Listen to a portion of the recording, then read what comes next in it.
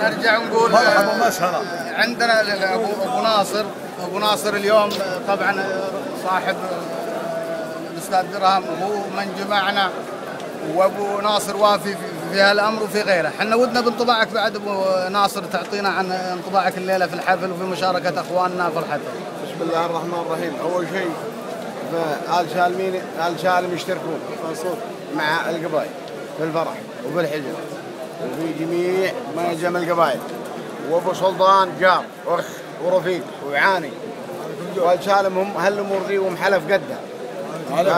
الليله اول نجي لابو سلطان يتزوج، والله كان واحد من ابنائي، وابو سلطان ما نعتبره جار، نعتبره اخ، ونحن وياه اخوان ولا عندنا الا حلاله، وهو كذلك. والليله ليله طيبه، وعلي يستاهل ولدنا ويستاهل، وآل سالم والمجمل ويام وقحطان كلنا الاب الثاني، الاول بالاول والتالي بالتالي، وحن وياهم حلف من خلقه الدنيا، وهذا من رضا الله علينا وعليهم، ونتمنى له ان شاء الله التوفيق.